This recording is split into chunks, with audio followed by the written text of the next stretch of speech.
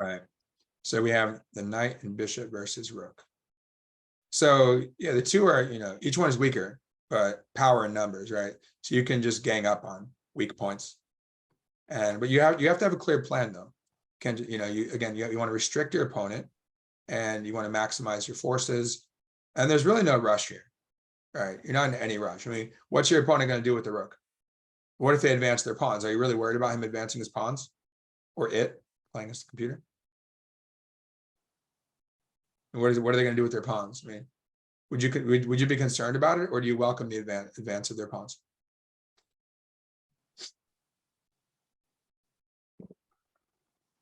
Just in general, what do you guys think? I think it depends on what you have, because I feel like a knight can hop around somewhat, whereas the bishop can easily be trapped. Though I feel that because of the open space, that's not as much of an issue as it might be in the opening or even the middle. But I think that given the position that is available, the bishop is somewhat, I think it's probably best to keep it where it is for the moment anyway. Yeah, exactly. There's no need to commit too much yet. But as for black, the computer in this case, they shouldn't really commit to too much either, unless it's just to restrain you, which is pretty hard to do. I mean, well, you have to figure out, how does my knight get in? But this knight, as you said, it can hop all over the place. So it's just so difficult. It's just losing. The computer would probably be like +5 or something. Well, nowadays it's very, as we've talked about, it's really exaggerated. So it used to be, oh, it'll say +1 because it's like a point out, but now it'd be like looking far ahead and it's like, oh, it's +5 or +3 or something, because it just sees that these pawns are probably going to fall. You have to figure out, you got to maybe work both sides of the board. A lot of times what people will do, if you watch Capablanca games, for example, you'll see him swinging on both sides. Let's say his main advantage is here. He's trying to win this pawn, for example, or like I said, if it advances, it can overextend. We're going to pile up on those weak points. You want him to advance. That's what I think the answer is. You want him to advance. Let's say he gets here. That's just fixed in place. You may not even need to advance, but if he doesn't do anything, you just need to advance enough to target his pawns or provoke them to push, really. Because yeah, let's say you target this, he moves, your knight comes in here, he moves again, you restrict the rook, try to pick up this one, but also your king might come in. But what you want to do over here is maybe you start squeezing him on this side of the board. So let's say you think your advantage is over on the queen side, but you have him squeezed over here. You don't give him any counterplay.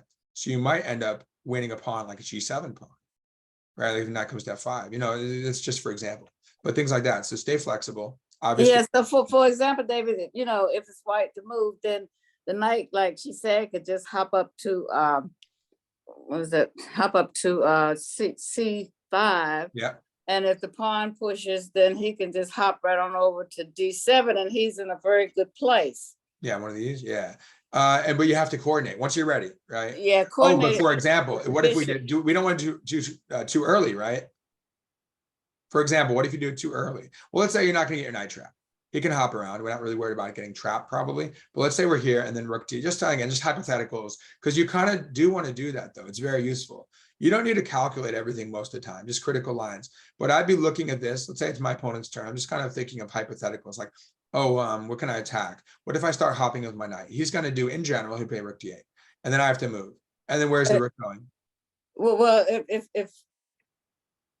the rook moves there. Where's the rook going to go from D8? What do you think? Again, just various things can happen, but we just want to know, like, it's not going to happen exactly like this, but you want to think of it like snapshots in your head, like in your mind's eye, certain snapshots. And then you know what to avoid and what to aim for in terms of like, oh, maybe I want this.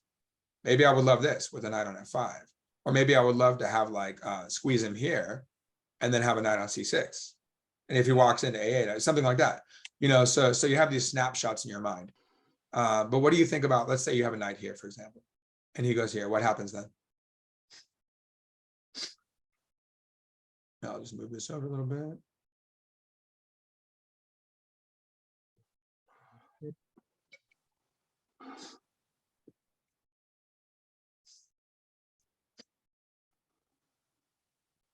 What is the rook? Think about if you had black, what would you do with the rook? And the knight's going to move, I don't know, let's say E5, for example.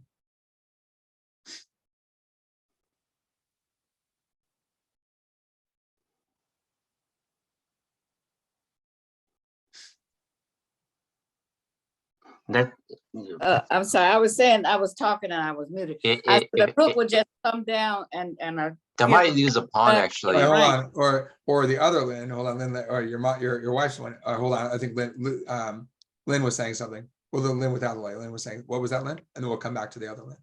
Okay. Okay, which is I was Rich- just which is saying Richard. that you But said, yeah, what would if the knight moved, then what would the rook do? Then the rook will come down and to D1 and checkmate the king. Almost. Watch out. Almost, In general, the bishop's here though. As like I said, maybe leave it here. What's gonna happen? but And yeah, bishop- I oh think it'll yeah. be Where's the rook D2. D2. I think it yeah. goes up to Well, D2. because that's not there. Well, currently these are both guarded. That's what we want to do. Or the king would come over or something and guard everything. Yeah. But Oh, but yeah. currently, yeah, right. But if the knight's over here, let's say, goes away, doesn't defend here. Now, if the bishop moves away, then sure, might actually come around. Yeah. For me. Well, yeah. one way or the other, the rook wants to bother us. It might even come here and come this way. So you have to be a little, Yeah. might have to be a little careful there. You could like try to make your own pawns overextend and like drop your B pawn eventually. But yeah, so that's the thing. If you go for something right away, again, just a hypothetical. I know we prepare first, but if you don't prepare first, then that happens, and we don't want that.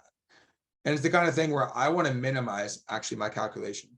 I want to look at things conceptually. It's funny, like Bofinick said that he wasn't very good in calculation, but he still made it work. We did a class on him where he still won the championship 3 times. Although I was talking with the coach last night who thought that maybe it was rigged, that they sort of rigged it where they wanted him to win, the Soviets. But yeah, but he was still pretty good, right? And he said he wasn't the best at calculation, but he was a great player. But in general, like it doesn't matter how good you are in calculation, why make your work harder? So we want to come up with a good plan. We want to restrain our opponent, because like it's very possible that you can calculate wrong. And we know the computer looks at millions of possibilities. But yeah, you could go wrong. Like why let the rook in and be like, oh, he gets this and I get this. No, just don't give him anything and get his stuff. That's the ideal. Fine. Sometimes rubber meets the road and you just have to go for it. You're like, okay, at some point, all hell breaks loose, basically, everything gets unleashed. And you're like, all right, I've calculated clearly, I've calculated to a win, fine, as long as you're sure. But you know what I mean? Just keep it simple, have your idea. Okay, so let's try it now. We have some ideas. But remember, it's going to involve restriction. It's going to involve both sides of the board to some extent. Okay, so it's set up as 1600. I think that's fine. It won't be too easy. It won't be too hard, but it won't hang stuff. That's the first advanced level. I think if you go anywhere below 16, it'll say like intermediate. So this is somewhat advanced. Okay, so practice.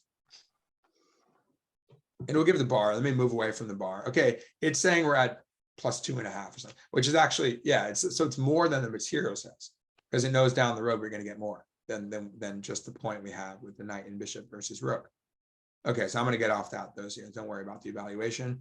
Just worry about making good moves. Okay, so Nikki's just coming in, so maybe Nikki can help us strategize. We'll have a strategy and then we'll start moves. But again, not pure calculation, conceptual first. Hey, Nikki. How you doing? Oh, sorry, I meant to respond to your email. So I know you said you couldn't make it last week, but I'll post the video. How you doing, Nikki? Oh, and I'm recording. I just started recording too. Oh, okay, excellent. Nice to see you guys. Hello. Yeah, you too. So okay, so basically what we said so far is we're just strategizing. So we're doing a scenario on chess.com where we have knight and bishop versus rook. So we're up a point. But the knight and bishop are doing really well. This should be really good, but we have to restrict the rook and come up with a clear plan. Pretty much with play on both sides, if we can, unless we know we're just gonna like win a pawn here too. What do you guys think? What's your plan? We kind of want a step-by-step plan if we can, and then we'll see if it works and if we have to modify along the way. And then we'll start. Just maybe to brainstorm a few ideas. I could even jot it down.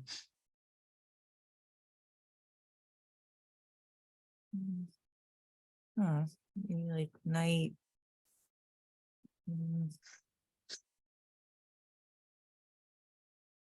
So again, as we said, we looked at it, we're like, okay, we probably don't want to just hop in with a knight immediately. We want to come in, but when we're ready. Okay. So we need some preparations, and we definitely want to avoid rook d2. That's the main thing we want to avoid. Should we expand? We want to use our pawns at some point. So it's kind of Just centralize, maybe Maybe just centralize. I Right. mean, I know there might be a lot of checks potential. Maybe just centralize the king. okay. Just So I strategy. think that you probably want to start pushing pawns a little bit to gain that space up there. Maybe a pawn to d3. So push pawns, pawn to where? G3? Yeah. So push pawns when you're ready, right? Maybe push pawns slash maybe squeeze Lynn. So squeeze them a bit, like we talked about, like H4, H5 maybe. Now Andrew, so G3, what would be that? Maybe a follow up on that. What would be the idea? Well, I don't know. I might be completely wrong, but I was just thinking if you put that pawn up to G3, and then the king could follow. Maybe H4. Let's do that. Maybe H4. Maybe G3 plus H4. I mean, could support Yeah. H4. King G2. So some form of king activity, whether it's to the king side or the center. Maybe even that's a question. Actually, do we just go in the center? Or you maybe This just way? push the pawn Do to we just kind of come in G4. this way? Yeah, We push the have to be pawn. flexible. It depends what obviously it depends what our opponent does. We're just some general concepts. And what else? I was just saying, push the pawn up to G4, and then the king can come in and he'll be safe. You know, he can have a little safe haven there. I mean, you got to start opening it up. You got all this space up there, so G4, H3 can support G4. Interesting. Yeah, you- interesting. You're taking up, you know, you're gaining some of the space that's up there. Yeah, I like So it's that. similar, but your idea is just to grab more space. Now, normally you have to be careful. 'Cause But once normally you get the if- space, then, I mean, that's a part of your strategy. Once you get the space, then you can start setting up, you know, how you're gonna attack this issue that you have right here. Yes. Well, interestingly, it matters on the types of pieces. If black had a knight, I wouldn't do it, right? Because the knight would come in here, but there is no knight. But just keep that in mind. It matters what types of pieces. It's a weakness. So the second you play G4, it's a weakness, right? Anytime you push a pawn is weakening, especially remember we've talked about G pawns and B pawns. The moment you push your B pawn, F3 is weak, F4 is weak, H4, H3, right? Those are all, you know, theoretically they're like a hole on F4 if they play G5, but can they access it? Maybe not. Like maybe if the rook swings on the fourth ring, unlikely if we're careful. But yeah, G3, G4. So this is all the sort of king side expansion ideas. Now, as for, okay, let's turn our attention. Richard said maybe centralization. Of course, we want to eventually centralize our pieces. So it's a question to kind of piece pawn interplay. How about the queen side pawns? Yeah, queen side attack / pawns. Certainly, you know, this is an area that's under defended. I mean, we would love to pick up these pawns, right? And the rook, as I mentioned, kind of gang up on pawns, overwhelm them, overload them, try to make them advance so that maybe you attack the base of the pawn chain, just keep on making a move. Like let's say they have, for example, let's say they end up doing something like this, and then you fix it in place. And now we try to, you know, well, actually, if you talk, yeah, that's a little tricky. But because well, ideally want to attack them on light squares because then we can pile up on the easily with the bishop and knight. If they're on dark squares, they're like, let's say a knight's here attacking it. Maybe the bishop will play like a restricting role. So it depends. But we want to create as many attackable points on the queen side as possible. And again, maybe the idea, both of your ideas, I kind of like H4, H5. Just I've seen Capablanca do. I've just seen Capablanca do that famous game against Lasker, where like one of the final games of their championship in 1921, he did the same thing. Like he was already better on the queen side, so he just figured, hey, why don't I squeeze him with he did H5, H4 with black, and the knight came in and all that. But it's nice to squeeze them, and then you make them worry about this pawn gets fixed, or like for example, they push this. Like I said, there might be a knight on F5. Again, those are all hypotheticals. Okay, so we have some ideas though. Now let's begin to kind of come up with a candidate move. As for centralization, yeah, definitely your king is an important piece. We'll use the king. And again, just as long as you don't give him the D2, I really don't want to let him in D2. That's his hope, right? And Leia said, let's keep the bishop on F3, certainly makes sense. Okay, so what do you guys want to do? Now that we have the ideas, we should look at candidate moves. So what are some candidate moves here to consider? And then maybe a couple lines, but really it's, you know, it's not that sharp right now. As long as we're safe and we patiently proceed, we're not in a rush. They want to do something, they probably weaken themselves. So we're really not in a rush. Let them push their pawns, as I said, you know, then they get closer to us, more accessible. Then our king could reach them more easily, for example. Okay, so we'll gang up on the weak points. Okay, so what are some candidate moves here? Lynn, you mentioned a knight move, any pawn moves, king moves for Richard, maybe? I guess you guys have You said the knight D4 is just not good, right? Because he'll just attack it, or I don't know. I don't know. I mean, you might want to, again, you might want to provoke C5. Yeah. It might be okay. Well, no, the problem with it is that, again, my main concern, the thing I'm all, if I think about it, if I were playing with black, Mm, I would Mhm. love to get my rook on D. That's all black has. It might be rook D2. He's, again, all he has is a rook. So he needs to make use of it. Well, there's an open file. This file is nothing there. So this is the only file that's accessible. And then he also has rook lifts. So if we abandon anything, he'll start. Like if our knight moves too early, let's say he goes here and this move, then you come here, he plays here, you come back or something, you know, kind of swinging around, making pawns advance, try to win one of them, maybe punch at it with the A pawn or something, who knows what. But the point is the rook can achieve some sort of activity against our queen side, since it's not as covered right now. Now our king side, I don't see him doing anything there. But really the queen side is kind of, it's Okay. less defended by both sides in a way. But no, but I don't, he's not going to do anything to us if we're careful. That rook is not going to win any pawns as long as we don't do anything, you know, commit too much to anything and have a weakness. So what do you guys think? Yeah, like for example, if you play B4, then he might end up on D3, you know, stuff like that. So just make sure you're ready. First, we say first prepare, then attack. Okay. So what preparations can we take? Yeah, we might have the king side advances combined with centralization stuff and queen side advances. And just again, if we can attack these pawns, that's the problem with the king. If he's here, we can attack these and pile up. If he comes here, we can attack these. So we can turn our attention to either side depending on, you know, we're flexible depending on what he does. So what do you guys think? Any candidate moves? I think we said, I guess those moves are immediate candidate moves, yeah? G3 and H4. I was thinking that you can just relocate the bishop temporarily to get the F pawn Mhm. out, and then you Maybe can like move bishop the here. bishop back. Which bishop move? Actually, Uh, this is interesting because we might shift to this diagonal too. yeah, that's the one I was what is that? Yeah, where you got the arrow pointed. That's interesting. Yeah, D5, that's interesting.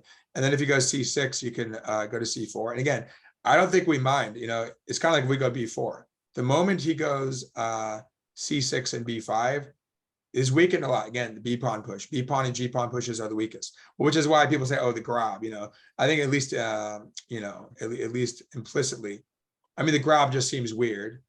Although, what was it? The president, FIDE, like had Karpov fight against Polgar, Susan Polgar, I think it was, or was it? Yeah, I think it was Susan Polgar. But yeah, in general, because yeah, the moment you move it, you're weakening. Not like this pawn move. Currently, it's only weakening the D file squares, like D6, D5, but because you still have an A pawn. But there's no pawn on this side, on the left, to the left of the A pawn. So yeah, immediately weakens a lot of squares. And if you go I here, think we have a lot of access. So yeah, we wouldn't mind. I think it looks annoying. It was like, so what? You want to go? I know We'll because figure it out. you got the knight and the bishop, and that's just your biggest pieces to deal with right now.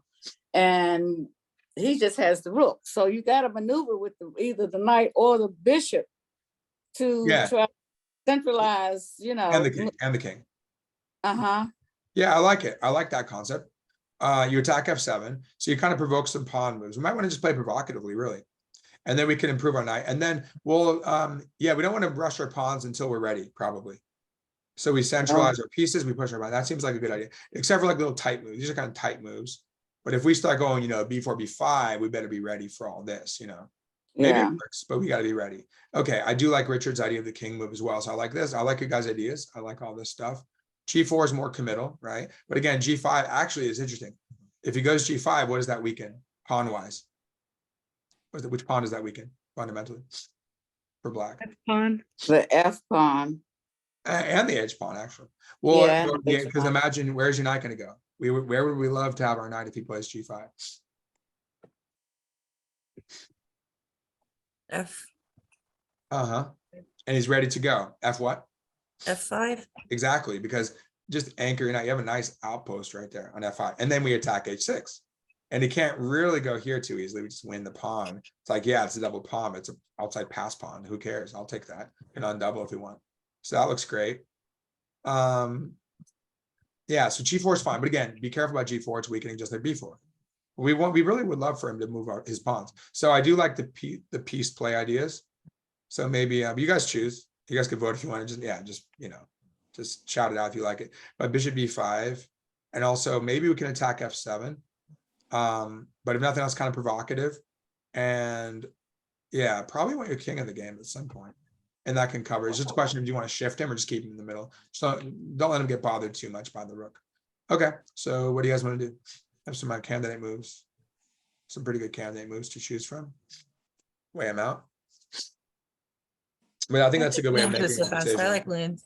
Start like funnel approach, right? Start with the big idea. Kind of Stillman talk, I'm sure many authors talk about, but I like Stillman's approach, kind of dream scenario. And again, that doesn't involve any calculation at first. Even this is very, again, it's not a sharp position, not critical. I mean, yes, you have a big idea in mind, start making some moves, but I don't think anything's make or break here, right? Not yet. Even if he plays rook d8, just don't let him into rook d2. You can still easily, even if you make a move that's not that great, you can always deal with it. So you like, which one do you like, Nikki? I like lens. Lynn's bishop move. You guys want to do it? Bishop d5, start with that. And we could do, we could do our king side pawn pushes whenever we feel like it. You guys want to do that? Any objections? Yeah, let's try it. Okay. I have a question. Uh-huh. Come on.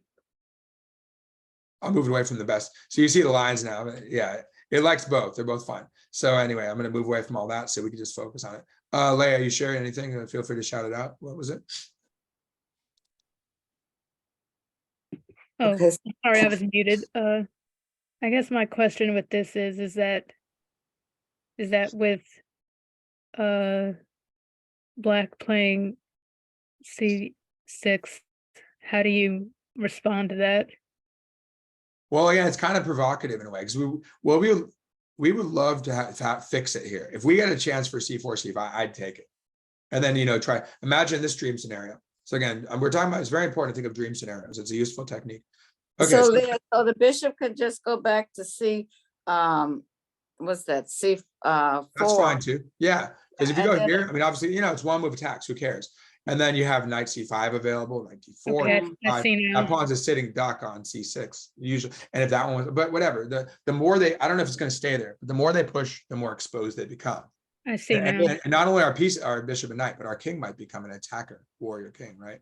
Maybe you hold it off with the knight and bishop. Maybe your king just does the work, That king is very strong. What do they say is worth, like, I don't know, like slightly less than a knight or something, as in terms of its power. Obviously, is like, priceless in terms of the game. But yeah, if he plays b, you immediately train your sights on the c5 square.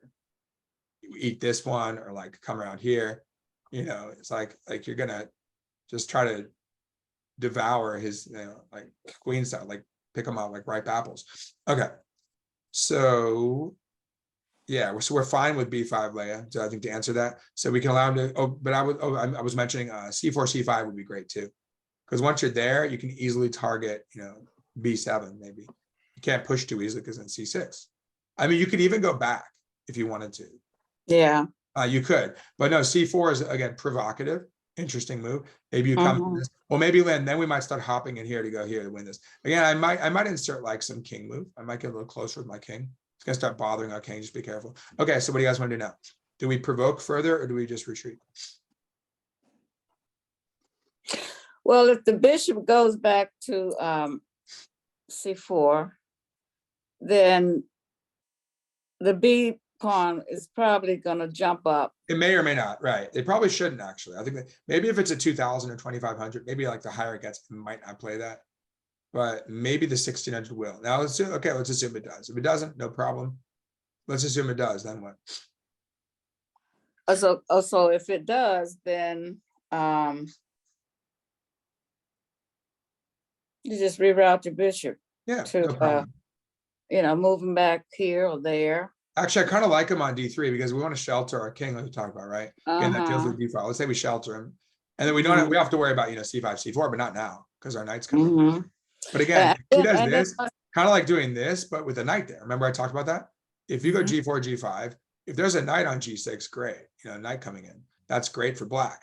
Now it's great for us. So it's like, the mirror image over here. Yeah. So yeah, I think we want that largely because it allows our knight to hit the weaknesses. And well, either we get c4, c5 in if he doesn't do it. If it doesn't do it, fix this in place. Or if it does do it, we still fix this in place with knight c5.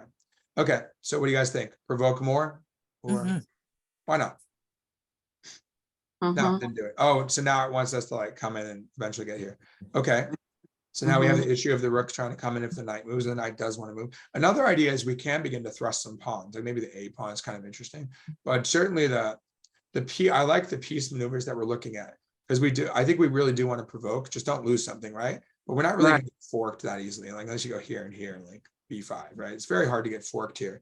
Just be careful. But the more, again, we want them to advance, like even knight C5 soon, you can't go rook up.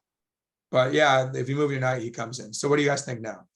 We want to stop it again, fundamentally, again, his main idea, like his kind of Hail Mary that here would be to bring the rook in. So obviously not now, but in the future. So what do we do to be able to move the knight?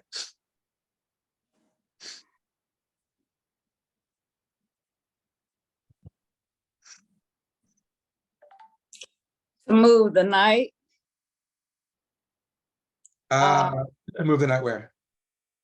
His knight could Maybe move a- to a, yeah, A5. yeah. We and can then- come on in. Now, remember though, we can do this stuff whenever we want, but we just have to, prophylaxis. That's the thing about these kinds of positions when you're effectively we're winning, right? Massive advantage. Well, with proper technique, we're winning basically, right?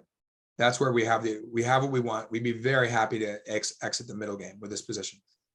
Yeah, so we're basically winning, but we don't need to give him anything. So a little prophylaxis, take our time. So what's the prophylactic move here? King E2. Yeah, King E2. He checks, we go here. But again, that's the thing. We might end up here, but then he comes back again and it tries to come in. So yeah, maybe, but again, we'd have to be willing to probably go here, which is a temporary measure, but he definitely can't, well, I'm saying it definitely can't come in, right? It has the rook lift, right? A little bit caution, but really, and then that's where I think Andrew, we see the pawn chain idea. And again, playing G4, it is a little more weakening. Again, we don't need that, right? We can do it whenever we want later on. We're in no rush. But if you play G4, like imagine if you start moving away, maybe he has some stuff on F2, but maybe, or I mean, like this kind of thing, hitting H3 or something. But G3, H4, we're responsible for the F pawn. That's about it, because the pawn chain can then deal with itself. They want to take out of the base. You just don't guard your base. So we do have to be a little in terms of, I'm always paranoid, right? And vigilant, be a little paranoid about what your opponent can do. Because that, just don't give them what they want, right? Look over your shoulder, right? So they want to go, they want to come maybe to F2 or here. And again, it's not like it's permanent. You can always come back. Worst comes to worst, you're like, oh, never mind, I'll come back again. But think about whether you want the king move. I don't know, how else do you make progress? Well, maybe we do our G3, H4 thing now. We can do that as well and take our time. But the point is we don't move our knight yet until we know that we've got T2 covered. That's about it. That's the key thing here. So what do you guys think? We could turn our attention to the king side, bring our king in the middle. What do you guys want to do? I like the king E2. My vote. You guys like that one? As long as we're sure that again, we can block on D3. And then really it's just a matter of, do we abandon these points? I just think we just don't abandon these points. Now the invasion point would probably be E1, but our king is here and we're blocked.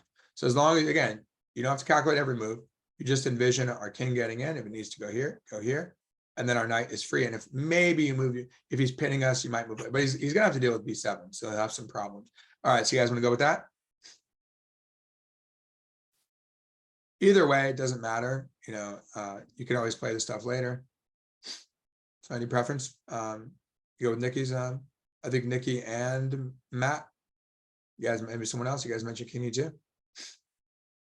Yeah, we can go there. Let's do it. All right. Aha, I went for B5. Oh, Well, we only have one move then, I think, but that's fine. See now, well, it's actually hard for them to get off light squares because we're going to be here. I mean, of course we go here, right? We're not going to sack our bishop, but we go here. And then I don't think they want to go B4. They can't go C5 because we just take it. So yeah, it's problematic. They can't go A5. We just take it. So I mean, of course, bishop D3, right? Automatic move.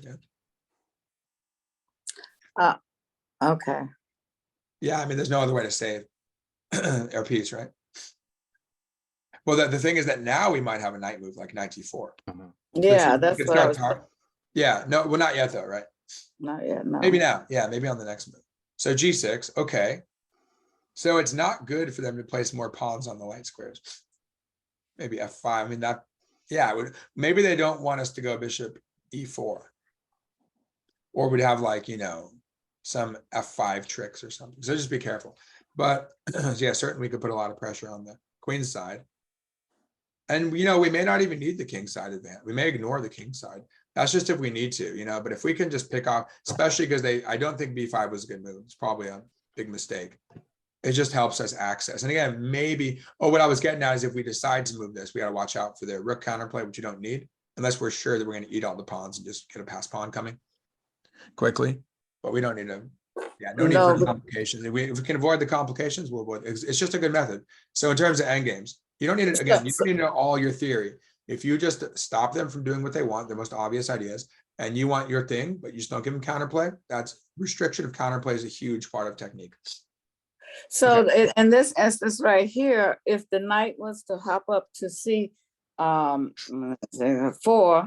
let's see, 4, C5. C5, Uh-huh. and then he has the option to hop on around to B, what's that, B2, B7? Uh-huh.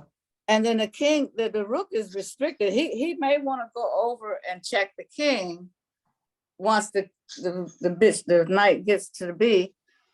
But then, I mean, it's the counterplay, but he's already there and the king is protected, so he could move over. So, I mean, you got to work it, to get there.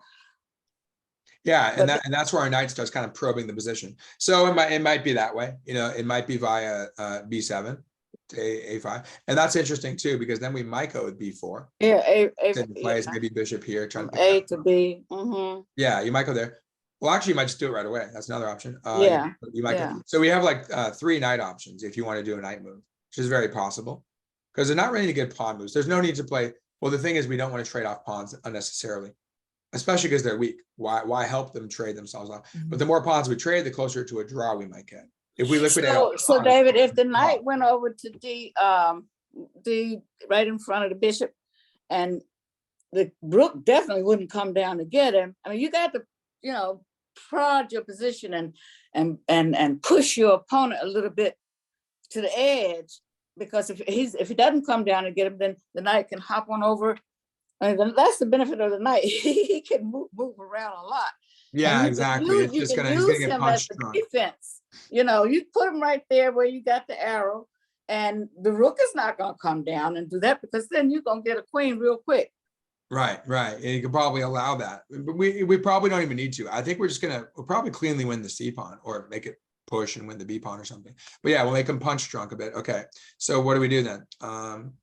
This doesn't really do anything. I mean, we could play G4 if we really wanted to prevent F5, or we could stop probing here or something. We could, if we need to. And again, there's no rush at all, except for maybe the fact that the king could start coming over to defend. So I would, if I could win this, I'd probably just do it. Yeah.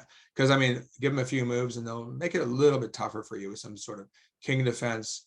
And then we would turn our attention to the king side. But it's like, hey, if you already have it here, just take it, right? It's in front of you, right?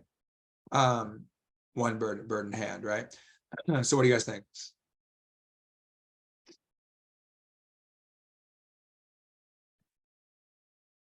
Just probably the right piece maneuver.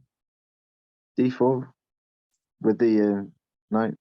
Knight D4, that looks strong. And then they can't go C5, only if they had A6, but then they get more pawns on light square. So you guys like that? Knight D4. Yeah. And again, then it probably doesn't make a huge difference.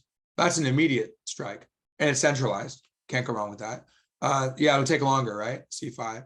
Or you can go A5. Either way would strike. So what do you think, Lynn? Is that good for you? Or do you want to go somewhere else? I like D4. We like D4. Either one, A5 or D4. I mean, Right, either one of those, and well, all else being equal, centralization, right? That's the tiebreaker. It's kind of like when in doubt, develop your pieces or centralize your pieces. You can't go wrong with that. If you're trying to decipher between the two, take your centralization. Can't go wrong with that. Okay, it's guarding. Well, it still can't really go C5. It's giving us, just by the way, it's giving us +3 now. At least on this one. Let's see. Something's weird. I'll show the other one. Yeah, about +3. So it likes us. The computer likes us, but it knows. Now, if it were a 3200 or whatever, it would it would, yeah, that's if it's 3,200 actually. Now playing as a 1,600, we're gonna become more like +5 soon, probably. Anyway, oops. Okay. So now what? Well, we got this pawn fixed, so not really fixed, but sort of de facto fixed, because if it pushes, we win b5. So what do we, be a little careful. Yeah, we have to be a little, If we I don't know, if we move the king across to maybe like d2, could you then put the bishop on e4? and again, yeah, you're thinking prophylactically, which is good. The question is, right, I like bishop b4. The question is, do you just do it? If you could just do it and win the b pawn, that's fine. Oh, wait a second. No, it's not that clear. Actually, it's not that clear. With the rook, So we then, have to, again, we have to be super cautious. But can we do it now and move our king if they go rook here? Is that what you're worried about? Maybe rook. So you're thinking I'm worried about the rook, prophylactic? and then I'm worried about the rook gone to e8, and Right, then the right, pawn good. coming down. And then they're threatening. If you go here, they have f5. And you get the, yeah. Yeah. So you're thinking prophylactically. That's good. And we have to take the pawn at the right moment too. So yeah, we probably can't go wrong with shifting a bit. Well, then they're going to hit us here. No, then we take. You have to be very. No, it depends how you do it. You have to be very careful about something. Let's say if you take b5, in some cases they have rook b8. If the bishops are, what I was looking at was this bishop here. Like let's say they go c5, and you take, they might have rook b8, and then you go a4, they go a5, a6, they make your move.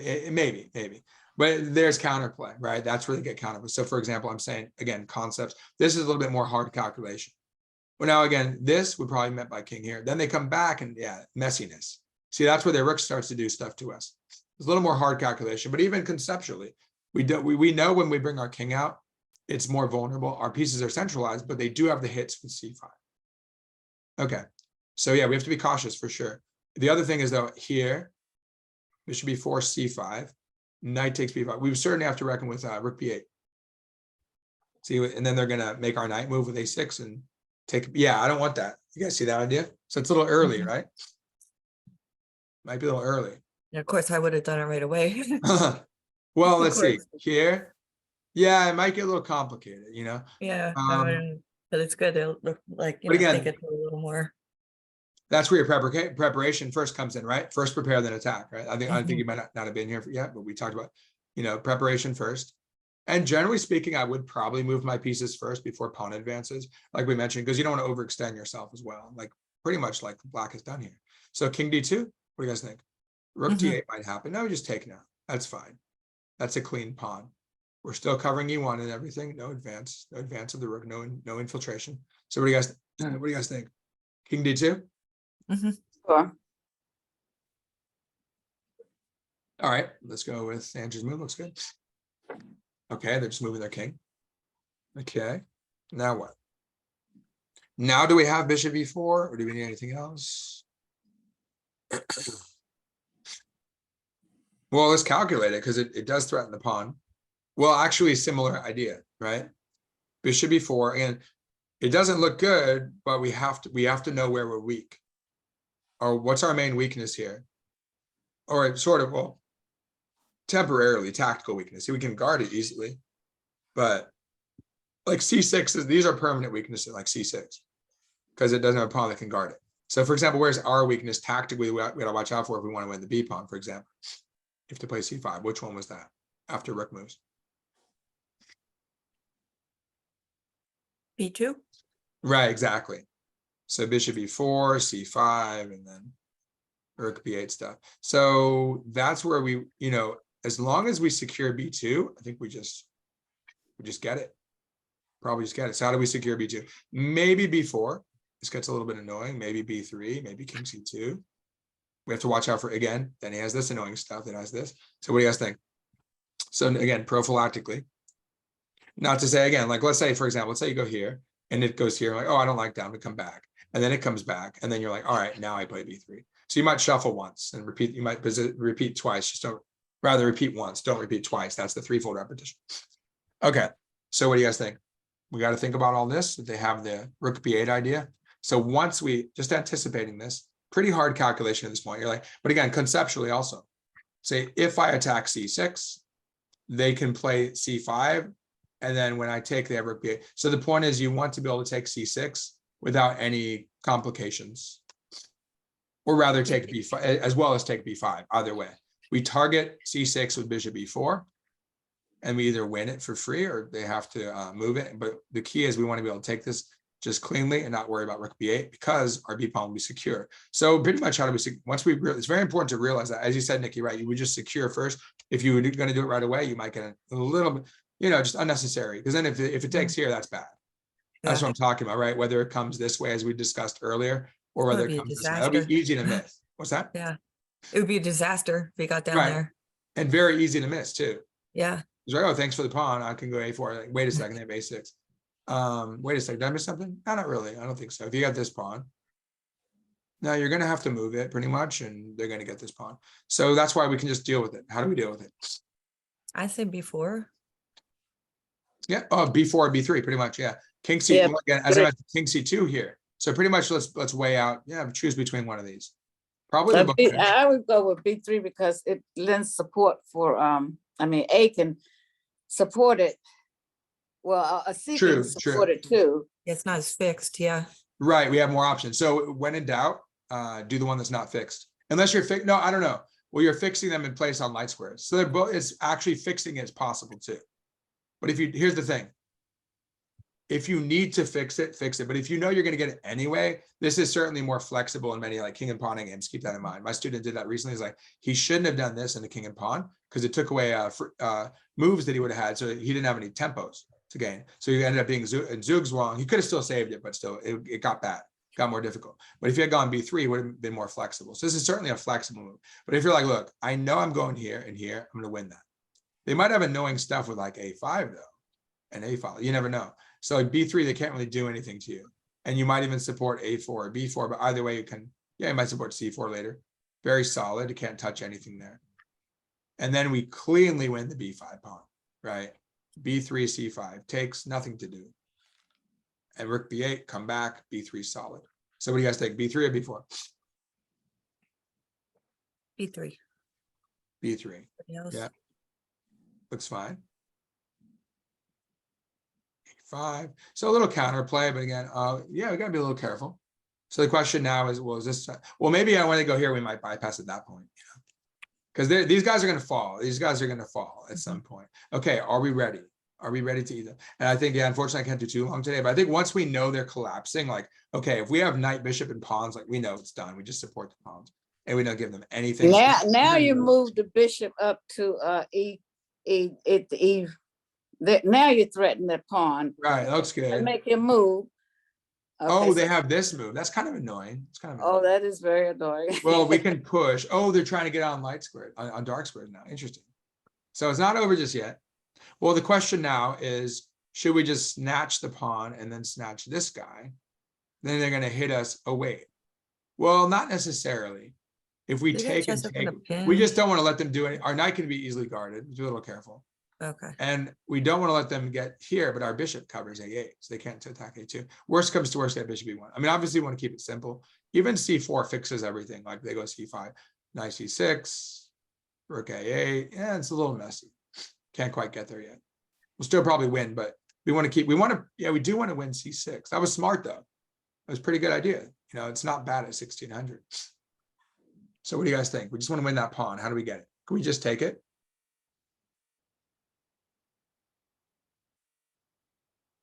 Yeah. Why not? I think we take it. Okay. Oh, what is it doing? I mean, it's collapsing now. Fortunately, but now, okay, are we Just when safe? it's Just double bugging check. out, like, Yeah, it should have taken back. But then once we take, I mean, it attacks us here. Okay, so We you have- just. we would have had to go, Take your T, knight, huh? take But your then they- knight yeah, we over would- to, take your. We would have had this take- one. Take your knight over to what's that, E6. Do you want your knight here? Why do you want your knight here? Well, no, I don't want to expose my. Right, king. right. It doesn't matter. You don't need that move. Keep it simple because that's a check, and then the pieces are loose. And this is hanging. That's how you can actually get in trouble, right? Yeah, that So bishop. keep it very simple. They play F5. They're trying to mess with you. You know what you want here. Your bishop's hanging. What do? You just make the exchange. Of what? Bishop takes pawn. Exactly. We take our pawn, and now we're up. Okay, and then the final move to know we're winning. I mean, we could play it all the way. up. That- You guys yeah. go. What's the Yeah. final move to know you're winning? Well, you gotta be a little careful because you know they're gonna take here. It doesn't, Mhm. honestly, it doesn't matter that much. The cool thing is the bishop stops here And he moved there. and here. That's good to know. Yeah, I was gonna go the other way. Yeah, okay. So you Mm, move your, Oh, I have Eight- some time. No, I have some time. Never mind. I thought I had to move leave. I had to- pawn up I to thought I had to leave A3. right at one. We can finish it. Okay, so go where? Move the A pawn up to A3. Okay, now this is important. This is a critical moment. So we're winning our pawns. We're about to get them, but just don't give them, again, restriction is key. We've done when we've restricted them. We targeted the C pawn. And now what? we gotta save our knight. Yeah, knight's hanging. So just like before, Lynn, right? Bishop was under attack. We deal with the bishop. Knight's under attack. Simple. We call this simple chess. Very simple chess. We did the hard stuff already. Now the rest, like I said, they fall like ripe apples. We don't have to think that much. We don't have to overthink it. Just say, look, they want to take us. We don't let them take us. So now the only tricky part possibly is which is the best move for our king. I mean, The it doesn't king. matter that much, but let's just keep it efficient. Don't let them do anything to our king. And we know our knight's guarded. We know everything's falling. So what do we do? You move the king. Right. E3. And then it's just a question of pretty much 3 candidate moves, right? You only have 3 candidate moves with the king. So Right. which If one you go is the to best? E3, then you're threatening the E3. fork. Go to where? Yeah. Did Shall I you go to say where? E3? Sorry. Yeah, he D3, said, D3 or E3? E3 to go to F4, you said later? And I would E3. go to Yes, I C3. proposed E3 because I was concerned that I initially thought C3, but then I thought that if Black decides to take the pawn, then well, actually, you could still go up, but I don't No, know. good point. Good point. Right. That's what I'm saying. Be careful. Well, you don't want to fall for that. That's the hope. And they would, they want to take this. And similarly, if you go here, they can toss it. But it doesn't really matter. No, does it really matter? Not that much. Well, you Right. could just move You the can go king here. There's no check. to C3, yeah. Right. Then you don't have any checks. They'll probably take back there. And then the nice thing about moving your king away, though, is you have to worry about something with a knight, which is a fork, right? Oh, wait. And Andrew, a few people were talking at once. Were you saying E3? Yeah, I was saying E3 because of just to threaten the fork. To make, yeah, and then maybe their response would be to move the rook, and then I don't know. Maybe just at some point you might be able to get the pawn on B forwards to push the pawn. Yeah, that Pass pawn. When pawn. they take back, again, that's the sitting duck soon enough. It's on dark squares. We can actually, if it's there, we might even want our king. So for example, the nice thing is our bishop is stopping this and this. So as long as we keep our knight here, and we can't do anything, as long as you guard your knight, the knight covers the bishop covers E8.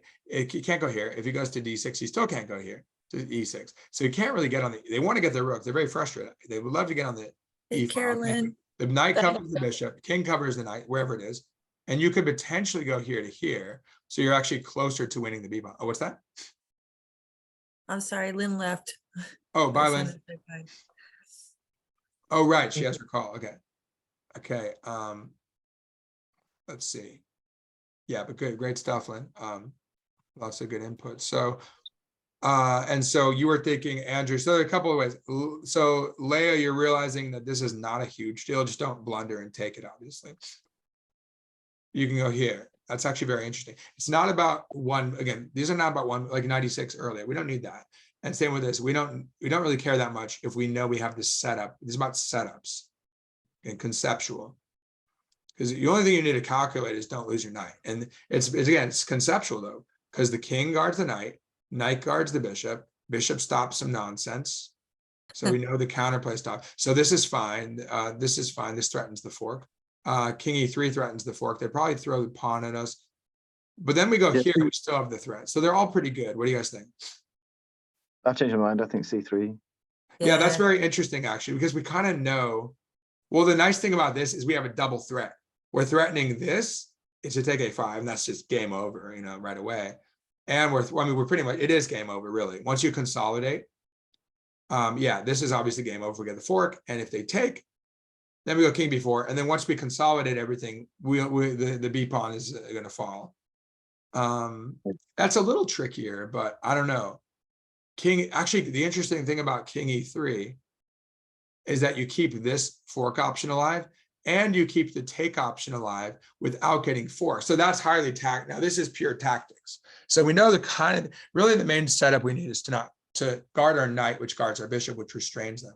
So really all they have is to chuck a pawn at us, to take with check, or to chuck the F pawn at us. So it's actually quite interesting to return to this move, because you notice, okay, he can't take on B4. So we have two threats. It's like a dual threat. What do you guys think about that? Well, the thing about this is it's fine, but you don't get the fork threat. These have the fork threats. This one you have to go to C4, and your winning strategy is to queen with this, with these pawns. We have to deal with the B pawn, taking it first, which is tricky. King here, I think you might just win this pawn, have like cluster of 3 pawns over here. Well, what happens? Let's calculate. That's definitely worthy of calculation, because that might finish it very quickly. What do you guys think? So do a little I calculation. think King E3 bears more initiative. I feel like King C3 is too defensive, and kind of loses a pawn. Well, not really. I mean, Yeah, but you give him a pawn. Ultimately, you do give him a pawn. Now, the annoying thing at first, the concept, they're both interesting concepts that are deeper than one move, right? Because the first thing is, I don't care that I see this. I see that I lose that, right? That I would lose if I took. But it's more that I can allow that check and I'm still good. And this one is I can allow this check and I'm still good. But the only difference is that you're probably just better in this case than in this case. So if they don't check, again, what do they do? Okay, fine. They have rook B8 to guard the pawn. And that deals with that's a dual defensive move. Oh, no, wait, you just take the pawn.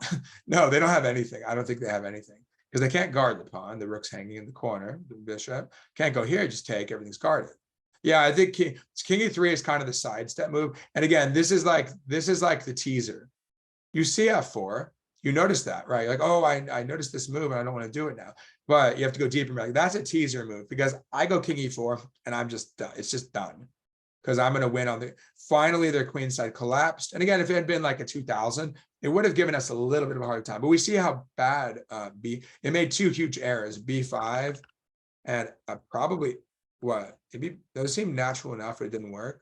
But then it should have just taken back, obviously. No, but if they take back, we take C6. I mean, everything's bad. No, the main idea was to take C6, not here, because they have rook here probably. But no, wait, it all fails. Because they go rook over, then you take on B4 guarding A2. And I was going to take with the bishop initially to stop, but actually we have knight takes. Anyway, everything's bad. So ultimately they moved the pawns on dark squares to get away, but they couldn't get away. So it's damned if you do, damned if you don't kind of scenario. Okay, rook D8. So we want King E3, it looks like, yeah? Okay. We're going for it? Any opposition? Okay. And it says it's the best move. Yeah, it says we're up 8.37 points. So yeah, the computer. Oh my gosh. Yeah, it's done. Oh wait. Well, the thing is, it's position. Computers will do that. Like a human wouldn't calculate the cent upon loss or whatever. So the human would be like, no, I'm not gonna let you fork me. But the computer's like, well, it's even worse. I see how bad, like how quickly you're winning. If I give you all the cluster of pawns, I'd rather give you what instead? Rook? Yeah, which is easy. Okay, we could finish them off if you want, but I mean, the whole point, we've solved the puzzle in terms of like getting an easy win. I mean, then you could try it harder. Well, why don't I if you guys want, we could do one scenario against each other. Yeah, we'll take the fork. And that's done. But yeah, just don't I mean, even if you give them a piece back, but yeah, just move your knight, I guess. And then it's game over. Actually, this is kind of nice, because we're going to give them, again, complete, well, we only have one move basically, but then at least a complete restriction of our opponent, kind of like the bishop knight checkmate, which you would do, where you cut him off. What do you do now? I mean, which is, of course.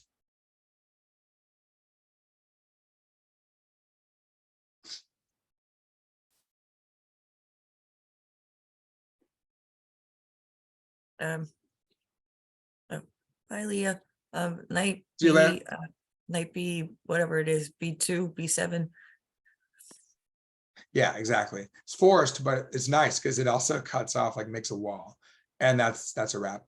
And these don't do anything. I mean, again, I would be extra, no, there's nothing because you can, it's the kind of thing where you can completely abandon your king side and the bishop just helps everything. So, yeah.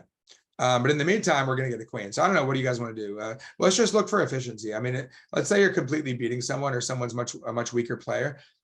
The way I would view it is not like, oh, this person's easy and whatever, but I would view it as this is a more like target practice. And you're just trying to be as precise as possible. It's more of a battle against yourself. Because let's say this person is stronger, if the computer's stronger, it'll still give you not here. I mean, maybe if you were like a piece up, but we're up like what, 7 points. Okay, so now what?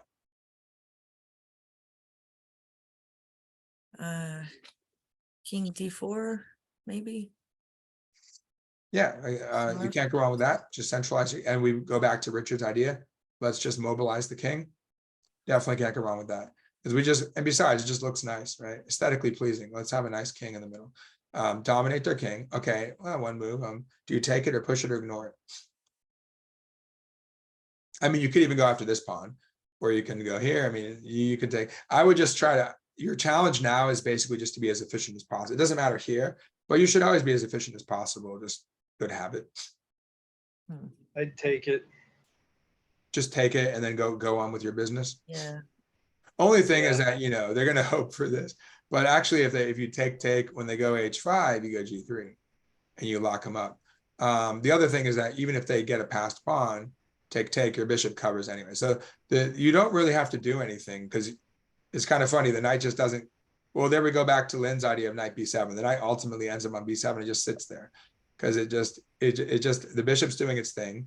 The knight just helps the bishop cut him off, and then the king can actually be the victor here. Gets to secure his victory. So what do you guys want to do? Just take it, push it, or ignore it? Matt says take it. I agree with Matt. Yeah, just take it and go. I mean, you can ignore it as well, but yeah, taking it's fine. Keep your pawns together. Yeah, but fundamentally, actually, if the position's closer, I would push it to keep more pawns on the board, so you have more targets and whatnot. Or once you win the pawns, you have more winning chances. But we have many pawns, so it doesn't matter. But all else being equal, you should push it. But here it's fine. Okay, now what does the king do? What are we going after? Again, quick. Try to figure out what the quickest win is for what it's worth. King C5. Yeah, just take the B pawn, run the A pawn. Probably, yeah, definitely. I think that's the quickest. Take the B pawn. Yeah, I know what you want to do there. And there's really nothing they can do. The only thing might be, again, you always have to know what your actually think about it.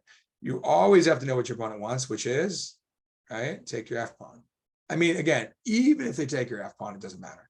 But you can simply, if you feel like it, you can just show the domination of your king over their king, just dominate them by returning, or you could be like, I could run and get a queen. It's up to you. That's more stylistic because it's winning no matter what. But something like this or like this, you give them no invasion points. That's fine. What do you think? I just run personally, but I don't know, like if that's the. Yeah, but really, it's like if it doesn't matter, just push your pawn. In this case, I mean, this is like you don't need to think about it, and your king returns. But really, you can look at it. I mean, you can think about it. You'd have to think about it for like 10 seconds. They go here, here, here.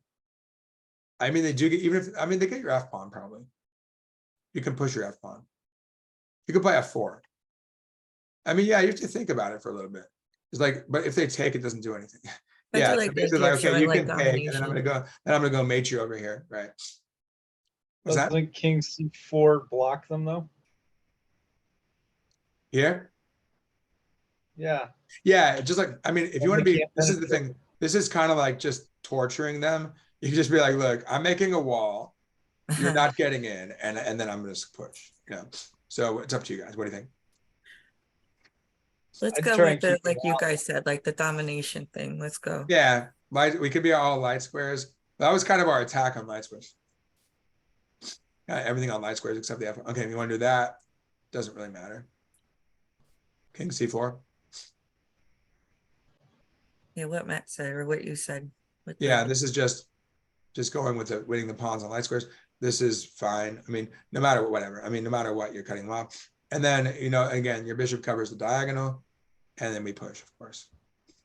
And they go for their Hail Mary stuff. And you could ignore them and go G3, but I think we probably just take, right? Because you know the bishop's going to cover h1.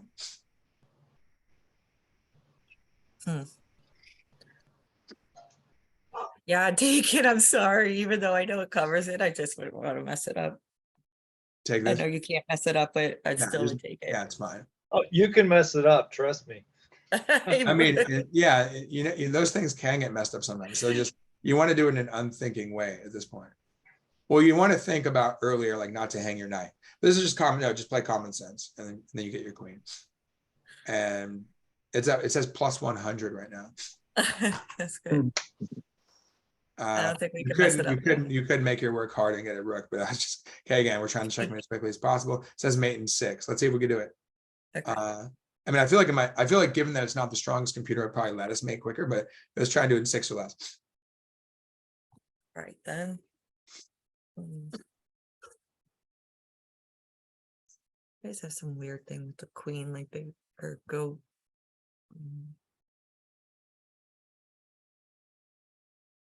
Maybe Queen queen. to f8. Yeah, queen f8. I like that. Yeah, I wouldn't. Yeah, cut them off makes sense. Yeah, you wouldn't do that, Matt? No, I mean, I wouldn't be sitting there trying to calculate the 6 moves. I just restrict. Yeah, them to no, it's the more like, yeah, file. exactly. It's just like we restrained him earlier. Just keep restraining, keep restricting. But in terms of like, no, in terms of like what would make you most likely to win quickly would be that, and not that restricting them, unless you knew that leads to immediate mate. Yeah, restrain them, and it says, yeah, that's fine. And then it's how we won, G7. and then yeah, exactly. G7, we know common sense. We actually, this is very quick. Done it again, and then we mate in 2, I think. Yeah, mate in 2. What do we do? I mean, you could do more than one way. Actually, yeah, keep it simple. Bishop f. No, bishop. Yeah, you could do that. We can actually make kind of a cool looking, probably. Yeah, just keep it simple. Well, think about your mating net. Oh, Where do you want the king to go, or where do you want him not to go to make sure you get it? bishop f3. Right, you Okay. don't want him to go to ensure you already know mating net. You got the side, or if he's in the corner, you got the corner. You got so in this case we have 3 taken away from the side. Then we only have to take away, well, these 5 plus where the king is. So bishop f3 takes away, especially h5, so you can't go up. He's got to go down or stay there. And then we know the queen will go to. G. Right, we use the assistance of our pawn in dark squares. So we hit the light square still with our bishop, pawn, and we go where? Queen g3, you said? Yes. Yeah, actually either one works, yeah. Go right in front. would have gone to G4. The slam dunk checkmate's always good. What's that? I would have gone to g4. Oh, you would have chosen g4. Yeah, I guess this is all, at this point, stylistic. Yeah, I mean, Oh, g4. Yeah. g4, either way. Oh, wait, you could have also Surprise. gone to, or you could have gone here. Wait, where did we come from? Yeah, No, oh wait, yeah, you could go to h8. anywhere on So, H. yeah, whatever you want to do. Okay, so that was good. I thought he The might. 1600 put up medium resistance. You know, it made a couple pretty bad errors, but it was good kind of target practice. Well, but really, it's more like it's you against you kind of thing, where you still want to be efficient. You still have to restrain them. You know, we could have easily hung a piece in some scenarios, like they walking into a pin or hanging a piece. Like for example, the 90, not to pick on Lynn, but no, that we looked at the 96 move, that could have been bad, right? So no, she calculated it. She's like, no, never mind. But you can definitely look at it for sure. It was previously very good when the rook was on d8. Yeah, but I think we did a really good job. I guess it'll tell you sent upon loss or accuracy. But I think we did everything. We never gave it up, I think. Yeah, do quick maybe. You guys have any thoughts about that? Oh wait, we got all that back. Let's clear that. But I think we followed those principles and it worked out. Is it doing a review for us? You guys have any thoughts about the game or the scenario? Yeah, just like that. Like how like the patience, like you said, like prepare and then attack. You know, like I forgot your exact words that you said, but Yeah, pretty much first prepare then attack and be patient. Yeah. Yeah, like like immediately I would want to do something like crazy, like a4 or like, or bring the, like, I really wanted to bring my knight up to like c5 or d4, like immediately, like do something quick, Right, quick. exactly. Exactly. I think we've talked about this recently. I forget, something like that came up recently.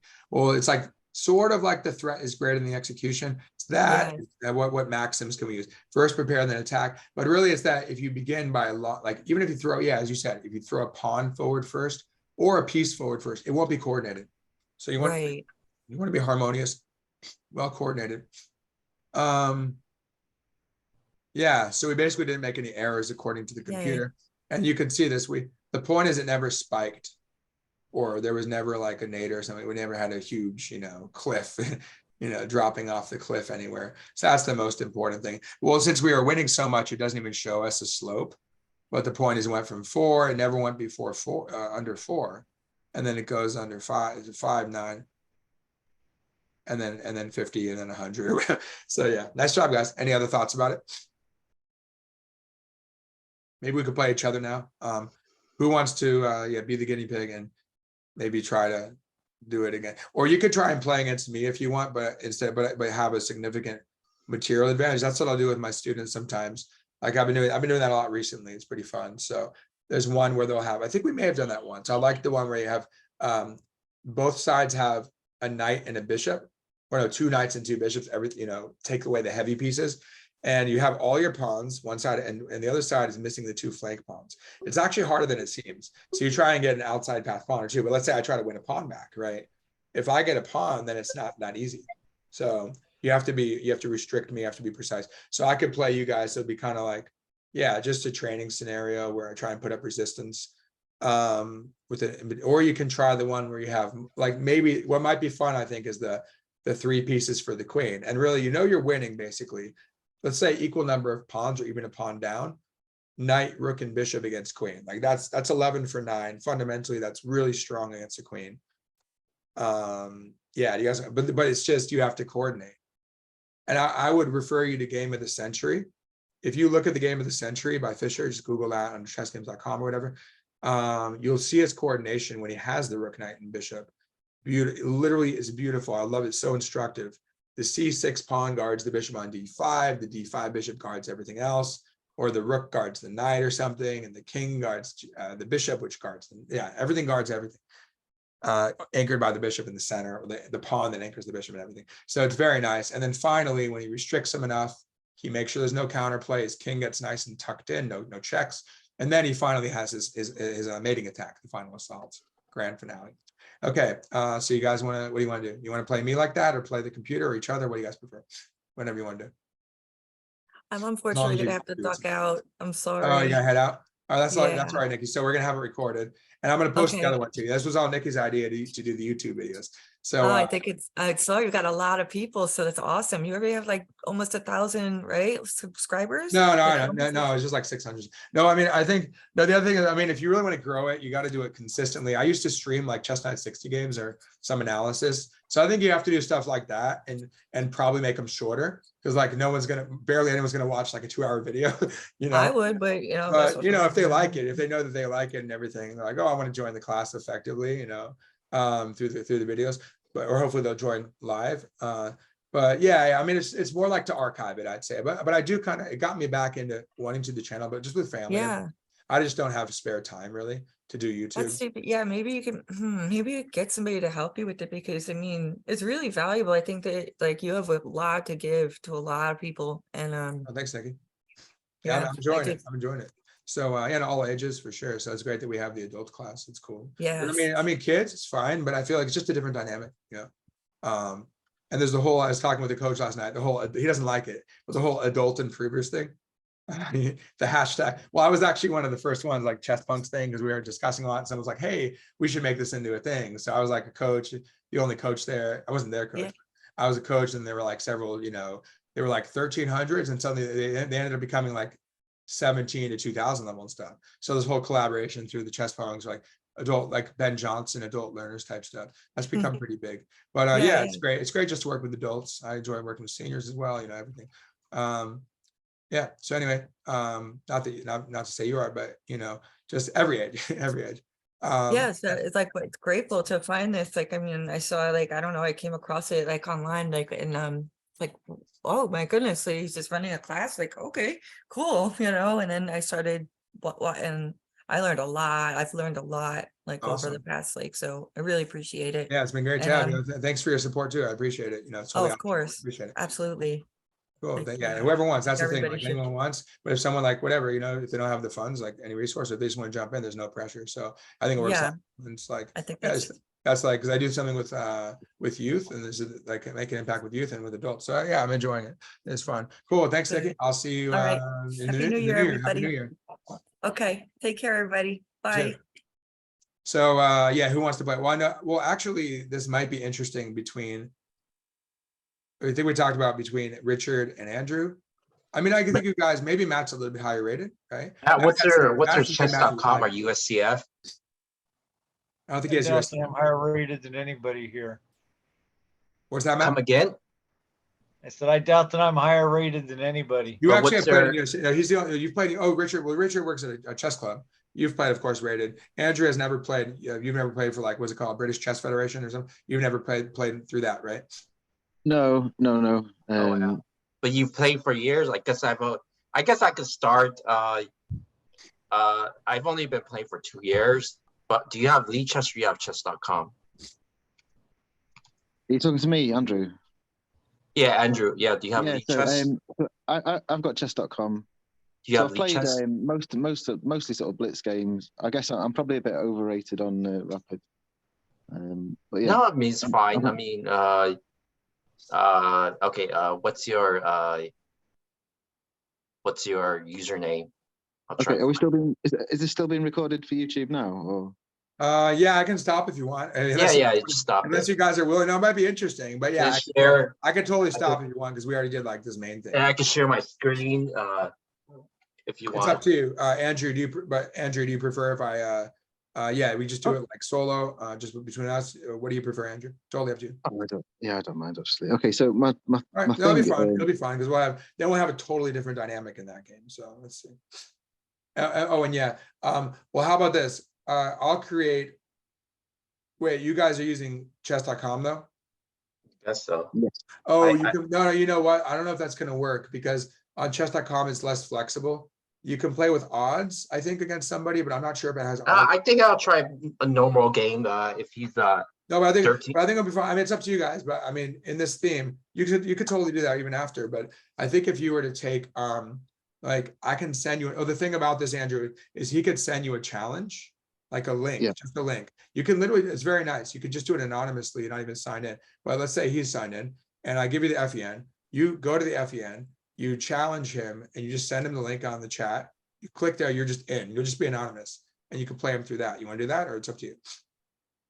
I'm happy just to go ahead. It'll be fine. To do the one with the 3 pieces against the queen.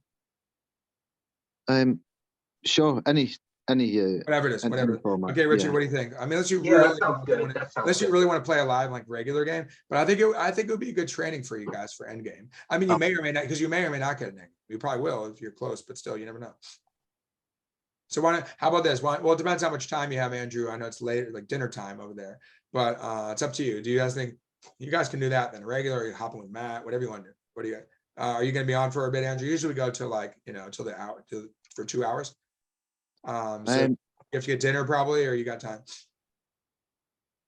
I should be okay. Sort of from about 20 minutes, I would say. Yeah, something like that. let's at least do that one, and then you guys can always play on your own. But Yeah, let's see. yeah, So, correct. Richard, you want to do it? I Sure, would just sure. encourage it a bit because I mean it's the theme, right? You want to do it? Yeah, sounds good. Sounds good. Okay, cool. So here's what I'm gonna do. I'm gonna go on pause it for a second. I'll show you how I do it though. So open up the new one. I'll resume share.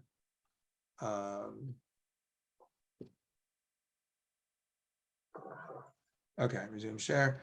We got lichess open. I'm not even. That's the cool thing, like, because it's not about money, right? So you don't have to be signed in and watch their. They don't commoditize you on lichess. So it's very nice. It's just simpler. It's just simpler. Although they say it's I've heard that it's there's less, what do they call it, ping time or whatever, lag, because it's so light, literally like libre and light weight, right? So because it doesn't require much data, so it's faster, I think, for people who want to play like bullet games and stuff. So anyway, tools, board editor. Have you used it before, Andrew? Lichess? Lichess. Yeah, I have, yeah, a few Yes, times. it's very nice. I mean, it's simpler. Again, it's much simpler, but chess.com is clunkier. It has more features, of course. And as a title player, I get it for free, which is cool because they just want to have title players and whatnot to, you know, be able to play with others and do trainings and stuff. But so that's a benefit. But all right, so where are we at? Let's do okay, we're gonna have rook, knight, and bishop. So black will have the advantage a little bit. Okay, let's see. Let's do some, I guess, you know, you have to get them out. So they're gonna start like over here. And then we'll give, I don't know, should we give, okay, it'll be clearly winning. We'll have the same number of pawns. So it's like kind of, it's like not like a standard endgame. You're gonna, well, you have to figure out how to develop your pieces. Oh, okay, let's let the queen do something. Okay. Something like this. And then black has to just coordinate, right? Black has to figure out where to put the pawns. It's kind of interesting setup, I think. And the rook can't just come in and back ring. Okay, here we go. So I'll send you, and it'll be, I guess, should the queen get to come out first? That'll make it more challenging. I'm sure the computer prefers white by a lot. Let's see, hold on. Just, you can check actually real quick. You could say analysis board, and you could say evaluation, and let's see what it says. It says -3, so that's pretty good. It's saying -3.5. Okay, that means that it thinks that it is a win. Oops, where'd it go? So I'm going to go ahead and send you, and I guess white will move first since they're down. It's only fair if they're down material. Whoever is down material gets to move first in these scenarios. Okay. So a board editor, it did say white. I think it had white first. All right, let's go back to board editor. Sorry. There we go. White moves first. Yep. Continue from here. Oh, wait. FEN.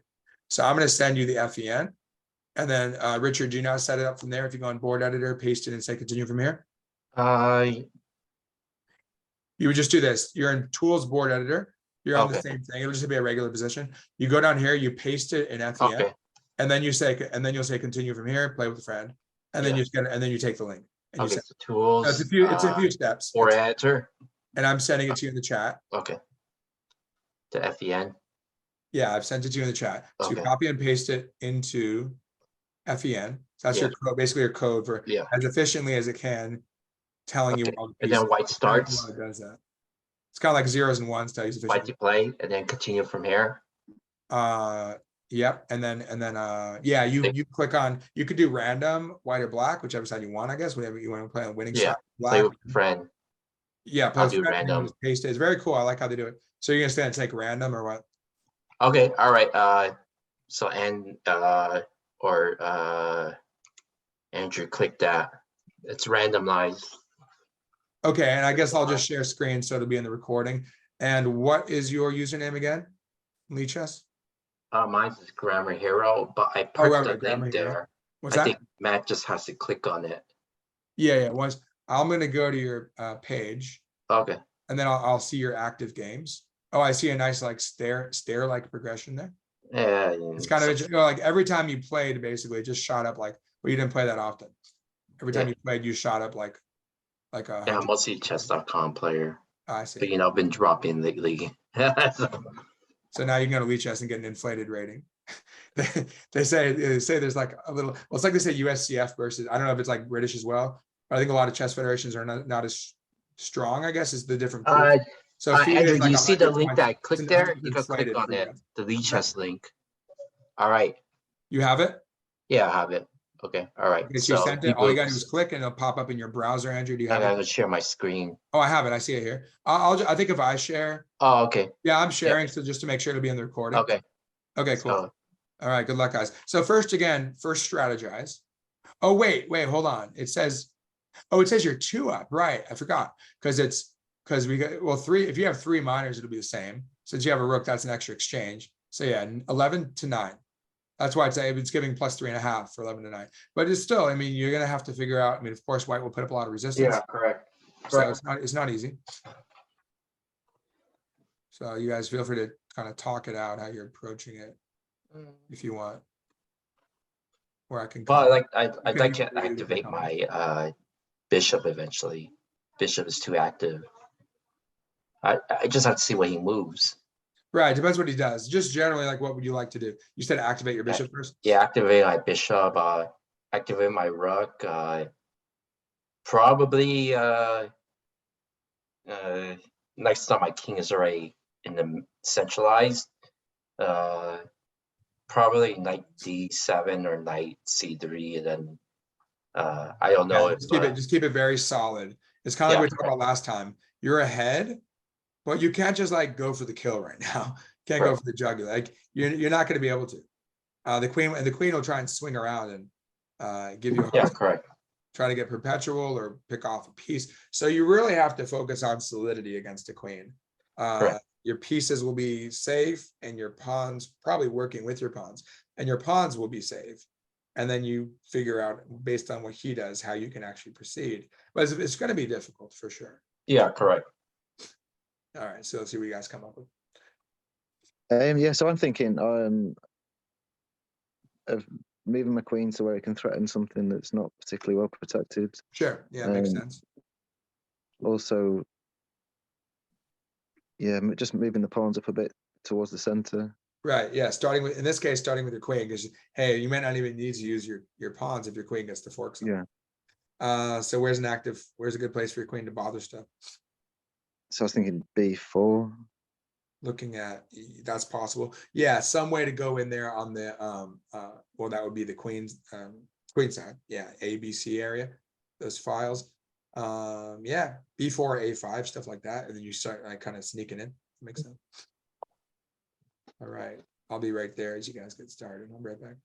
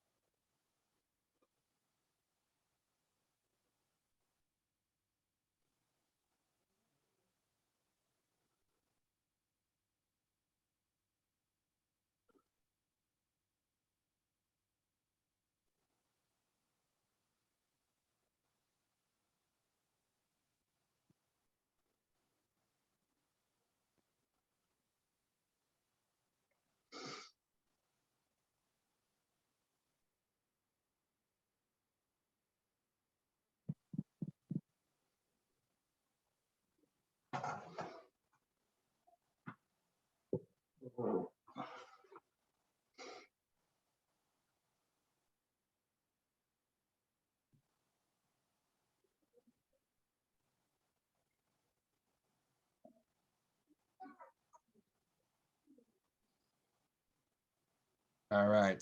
Yeah, that's what I was thinking. Maybe the queen comes in there. Yeah, I don't think, as long as she doesn't get trapped. No, she's not gonna get. It's like with those scenarios.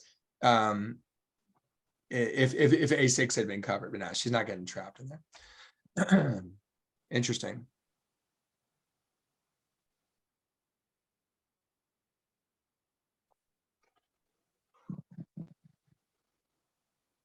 Yeah, I think you guys are both doing well. Looks good. And pretty much, yeah, I mean, it could almost be a fortress scenario. Those pieces are going to have to work really hard. It's not easy at all. The computers have, in the computers, calculations, it's a win. But yeah, very, very difficult, of course. But of course, the pieces will mobilize eventually.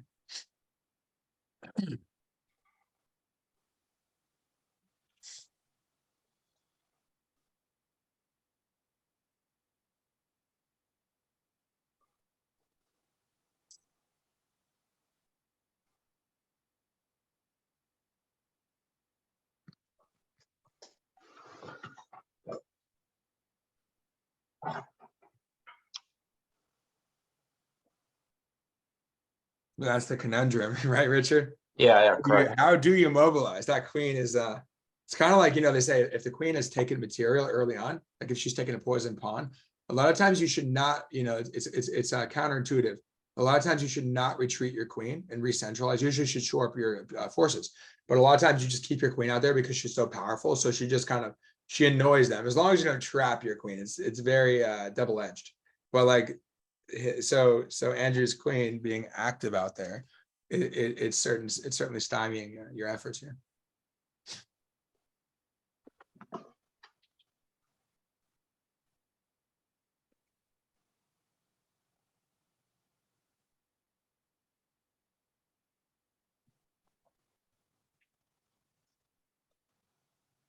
It's just so difficult to know what to do. Yeah, I mean, you're almost kind of like making a fortress. I mean, it's a wait and see. And that's the thing. You guys are like in an end game, but of course, typically the pawns will be advanced a little bit, usually. And yeah, it's a little abnormal because you still both have 6 pawns and they haven't moved. But the thing is, you know, they're going to move. You have to make decisions though. Like it's not set. It'll be easier in a way if it's already set for you. So you have to think independently and use your judgment and decide, okay, where should I put my pawns here? How do I react to my opponent's pawn thrusts? So pawn structure is important. Can I make a fort? Yeah, white would like a fortress probably. Either that or dissolve all the pawns, which is not that easy. But you never know. I mean, it'll probably take a little while. And you guys are playing. Oh, it's not timed at all. Okay, it's like an unlimited one. Now that would be harder if you had 10 minutes on the clock. That would be interesting too. Just gotta make snap judgments.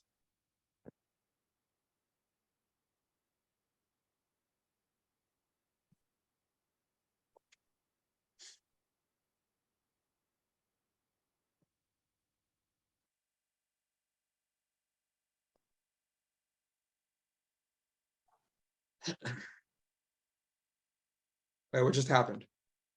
Uh-oh.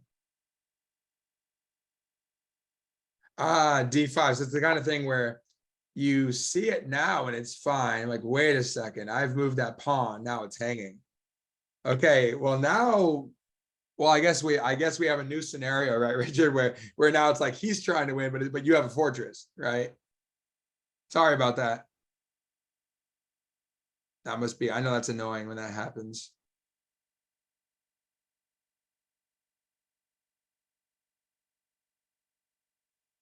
You all right? You all right there, Richard? I know it wasn't fun. You hanging in there? No, he's not happy about it. I wouldn't be happy about it. I know it happens. It happens to the best of us. All right, let's see what, but now, okay, it's fine. So it would have been really hard.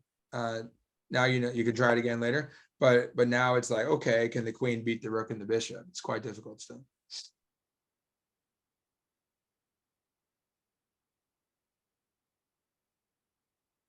Just reverse roles.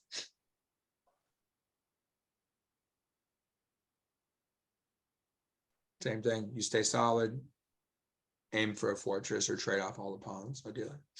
I mean, no, you could be down to like a few pawns. I mean, you could have several pawns and easily have a fortress in many cases because the king can't approach. That's the thing. The queen doesn't win on her own, right? Whereas in the other case, you don't need the king. You just gang up on everything with the knight, bishop, and rook and try to win stuff like the knight and bishop against the rook. But here, it's very hard to win as well. Yeah, because you I mean, unless you can make a passed pawn, but there's no real like pawn imbalances. Like you don't have an A and B pawn against a B and C pawn or something. So it's incredibly difficult to make a passed pawn. But yeah, it will come down to pawn structure, I think.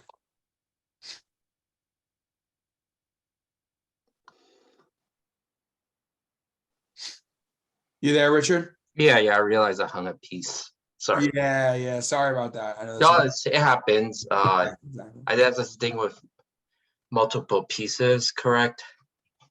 Yeah, that's your challenge. That's why I would recommend that you take that same position and just try it against the computer on your own Yeah, until you beat it. But again, you beat it on level 3. Okay, now you move to level 4. yeah, But correct. yeah, technically it's winning. I mean, you can try it if you want, like with the pawns, because obviously it's kind of like old school chess before the pawns used to be able to move twice. It takes a while to start the game, right? You Yeah, got to yeah, move correct. pawns 1, 2, 3, you know, just to clash.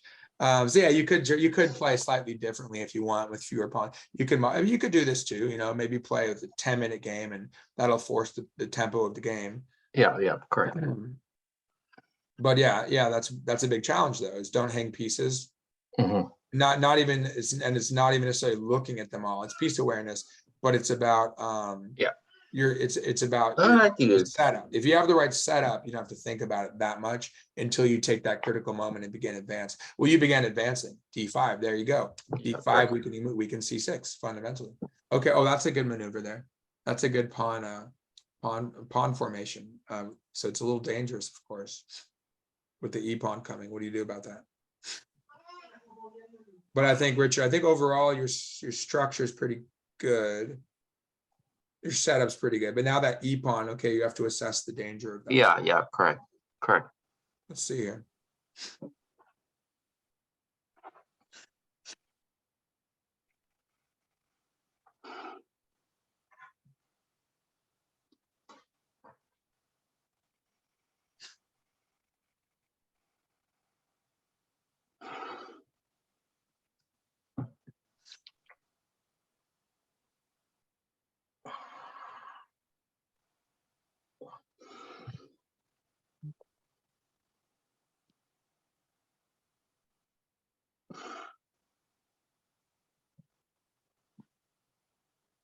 Interesting. And yeah, you could kind of aim for some, the bishop won't be that happy if it pushes, but it's an E5, but you can sort of aim for a fortress-like scenario, possibly. It's tricky.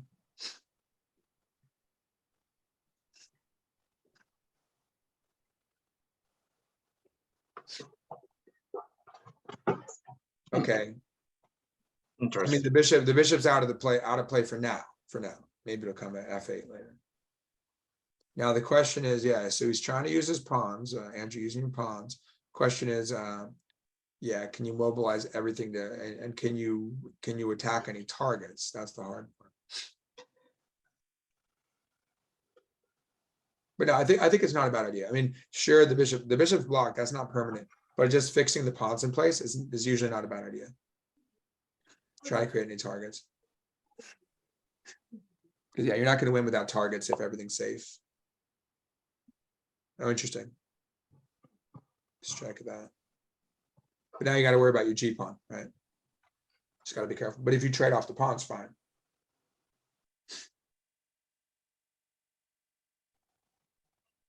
Like if this were a middle game, I wouldn't do that most likely, right? Yep. Because then the queen hits G6 and stuff. But yeah, as long as you trade it, you might be okay. So.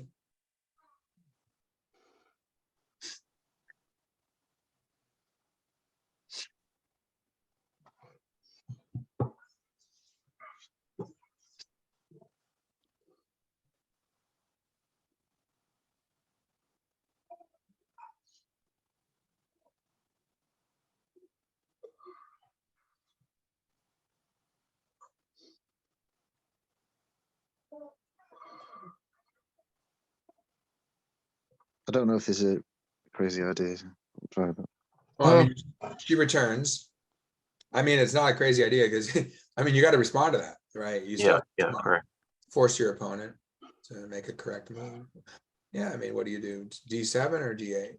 Fun. I mean, what's always try to make the most natural move and see if it works. What's your most natural move, Richard? D7 or D8? Probably D7. Right, because you don't want to clog it up in there. Yeah, so your rook correct. can still move. So that'd be a natural move. And then of course you look at the natural move and you try to make it work. If it doesn't work, fine. But there's probably no justification for King D8. But in some cases you do the unnatural looking move. But again, the way I think of it, I've learned this in Pittsburgh, was I had a tournament where I realized I kept going for the quote interesting move. I saw the move I was doing. I just had a kind of a bad thinking process there. And then I realized what I was doing, though. You have to have the self-awareness to realize what's happening based on your own analysis. Because your coach can't, you have a coach that can't tell you that, but why did you make those moves? So I realized, hey, it's because I was analyzing something else. I saw something and I went for it. So what I decided from there, kind of just created my maxim. So the maxim there was basically, don't make, what's the word? Oh, you have to prove to yourself that the interesting move is better than the blitz move.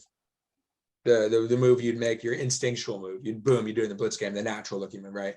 You see an interesting or maybe bizarre move. Sometimes it works, but you got to prove that your test is, that's like your litmus test, right? So you always have something to weigh it against. But if you just see the move and go for it, that means you haven't done a proper cost benefit analysis, right? So that's where you can beat a lot of people, kind of get inside their head, or make them get into their own head and start making bad decisions under pressure, or get excited, right? That's the psychological element. Either you do it to them, you provoke it, or they just do it to themselves because they have to deal with their own head for 5 hours and maintain lucid thoughts, right? Make good decisions consistently. That's how hard chess is, right? Make one bad decision over 5 hours, you lose, right? Progressively as well. Couple of advantage starts chipping away, boom, they flip it on you, right? So it's very hard. But you have to realize, I say, come up with your own maxims based on your own experiences. Maybe you can work with someone, but really it's only you can tell yourself that. Only you know, right, why you made your bad moves. So you determine your habits, fix them.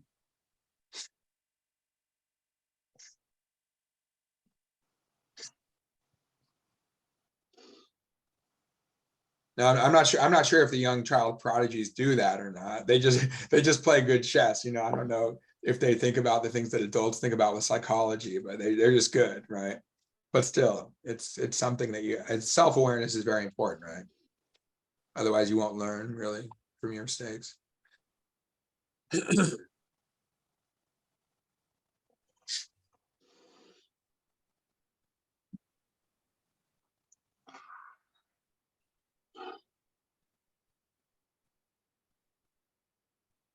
Yeah, this feels like a French, where white finally does something on the king side. But okay, you're still holding strong here. Richard structure.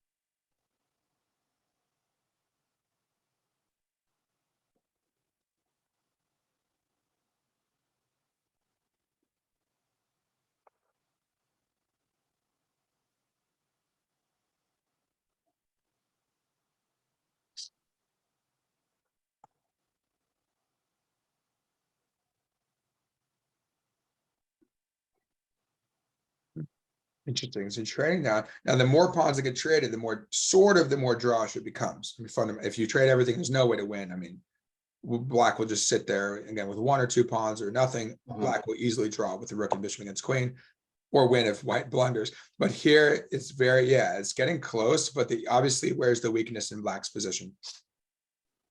You have to be careful about. One main weakness. What is that?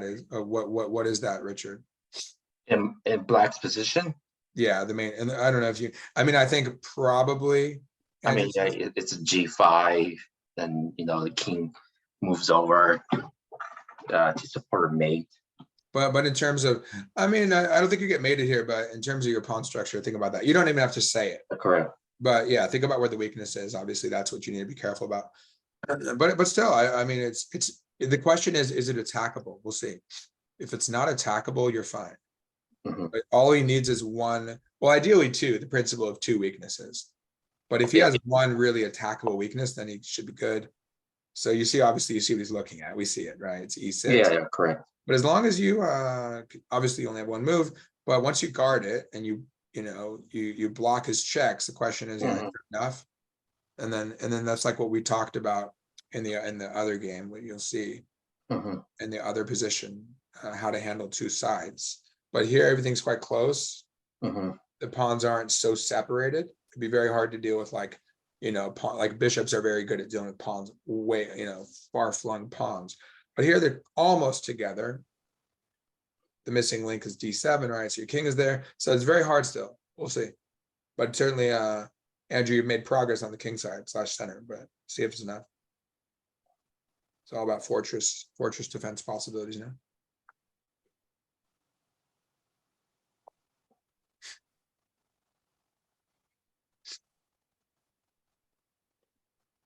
Yeah, so everything's forced.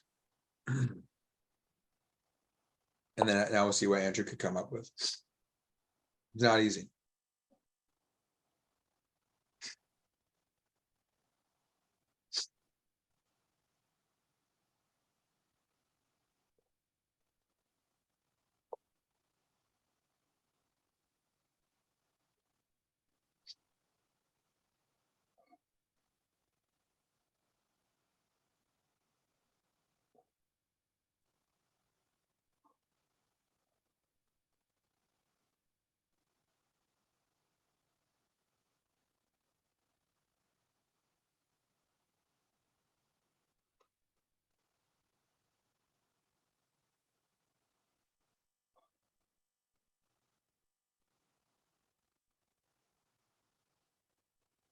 Oh, that's a good move. Yeah, good move.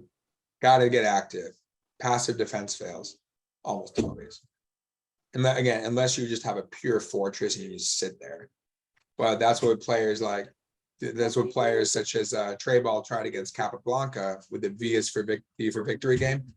Massive V, squeezing his opponent like a vice, and eventually he collapsed. You're just asking for help.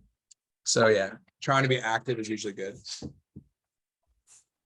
Go ask Mom for another one.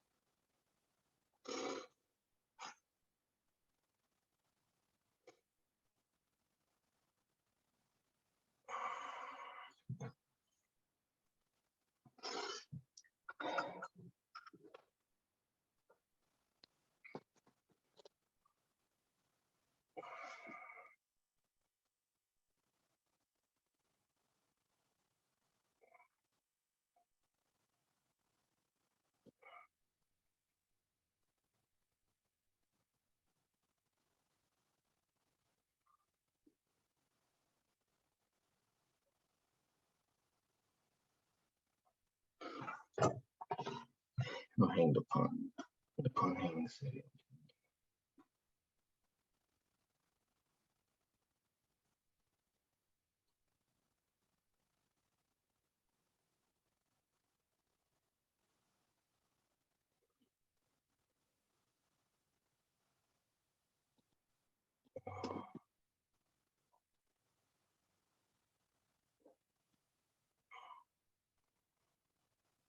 Oh wow. Okay. Good. Yeah, and that invasion happened. It's like that penalty kick moment right there at the very end. Yeah. But you know Yeah. what? Okay, I gotta show you something. Richard, you had, I don't know if you saw it, Andrew. Richard, you had one chance right there. Yeah. Before this happened, do you see what I'm talking about? Uh, You know, when your rook was on A3, can you guess what I'm talking about? I mean, was it like push to C4? I don't know. No, it was right. No, it was right. Did you notice this, Andrew? He missed it. Missed something No, I missed it. very strong. You see it? I think. Oh, you mean B cap, bishop captures B? Yes, yes. That's amazing how that could turn the tables again. I see. Well, I mean, at least you're probably holding. You see that? Ouch. Yeah. That Yeah, would have been a okay. nice counter, because then suddenly, well, basically what happened here. So rook A3 was nice. Yeah. And then pretty much you just got to play like, I don't know, king C4. You know, actually earlier I was looking for this idea for you, Andrew, maybe just like Yeah. Yeah. maybe just invade with your king. I have the share screen on still. Just invade with your king into B5 or something. But yeah, now it's Yeah. that's it, I think. But Yeah. yeah, that was it. That was it right there, Richard. Bishop takes B4. Okay. And then I don't know what he does right there. Good game. But Yeah, yeah, I I think, don't know let me what you do check. right there. Where Yeah, I just needed to be a little bit stronger with the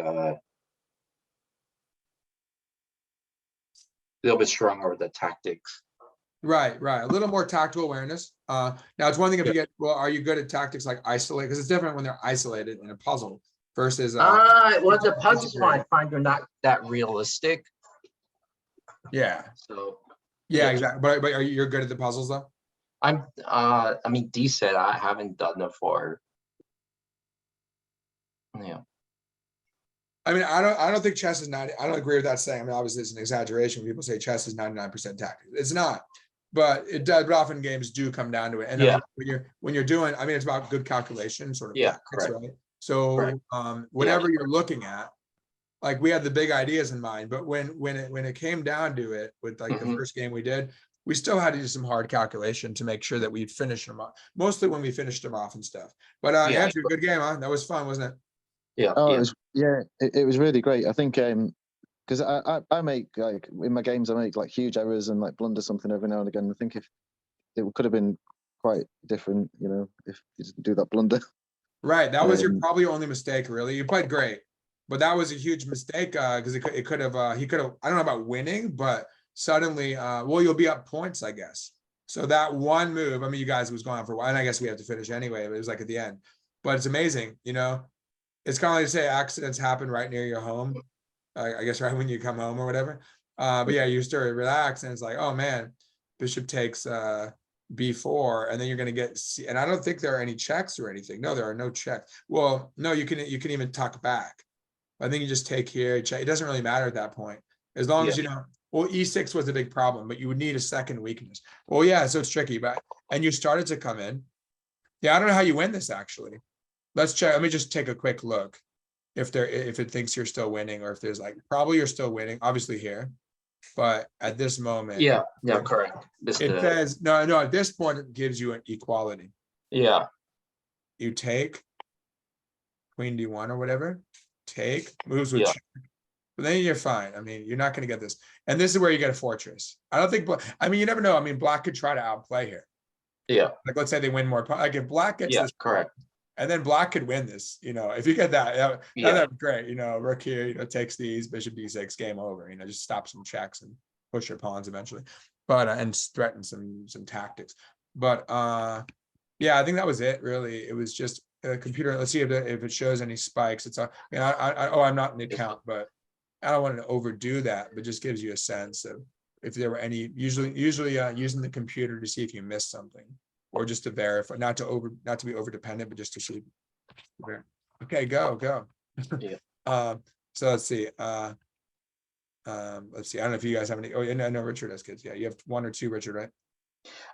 Yeah, it was mainly the hanging the No, I said kids. No, I said having kids. Yeah. Yeah. But I know you brought your son in here. He sleeps, Yeah. hangs out in our classes. But yeah, so here it's saying that white's winning still. Yeah, I think actually I don't know about f5 because this is very weak. These points are both weak. I see. But yeah, but that would have been your chance. Yeah. Let's just take a quick look. At the beginning, it says you're winning. Let's see if there are any key inflection points there. Yeah, I think maybe that. Oh, look at that. Oh, that's because you're losing these. What's that? Yeah, I think. Oh, That was really your main mistake. It might have been that, it might have been F5, might have been F5. But I think, yeah, Andrew, I think Andrew did a great job. Yeah. He did a good job with squeezing his, once he got, obviously he took the material when he had the chance. And then it would be nice to have you, to have a chance for you, when you keep the material advantage. So maybe another time you could practice. I would recommend just practice with the computer until you beat it. Now, yeah, E5 was good. I wonder about, yeah, I don't think F pawn helped you. See, it gives another point. I see. Because it's just G6, like I said, these are both weak. And then it gets fixed in place. Good job, wash your hands. All right, let's see. So, let's see. Yeah, but then it was very good. Oh, it is doing analysis. Oh, someone else must have run the analysis, huh? It's showing up now. Yeah, Yeah, so pretty yeah, much- they did. oh, wait a second, there were a couple moments here. This is the key. It could have been a little less here. Let's just look at this moment. So you had more, oh, wow, where did it flip? It doesn't like that. That's amazing. I mean, the most natural. I mean, the thing is that black holds this fortress in this part. So it probably wants you to switch. What I thought you should do earlier is probably just like bring your king in. Yeah. Try and like get your king in here, like do the same thing you did with your queen. So then try and hit him from here. Maybe who knows, maybe you just come in this way or something like that. But you got to kind of swing around. It's tricky though. I mean, so Richard, it wasn't that bad. Maybe taking didn't help. Let's see if the evaluation goes down by taking. Not really, no, it didn't go down. It didn't like, but it's ironic because you think the queen invading would be good. But it actually apparently hurts the evaluation. Okay, and then you have this. But really before that though, so that it says, I mean, it's hard to know that. But you can play around with the computer lines just to see how you might win this. I mean, how white still might try to win, but yeah, clearly it's not that obvious anymore. Because you got, like I said, this is your problem, E6, and you hold it here, you block. Yeah. Great game, guys. Okay. Great Yeah. practice Yeah. games. Yeah, Yeah, that's brilliant. Andrew? Thanks so much for the class today. Thank you. Absolutely. Thanks for dropping by. If we can make it next week, whenever you definitely. can. All right. Take care, guys. Nice work. Thank you. Cheers. Bye. Take care.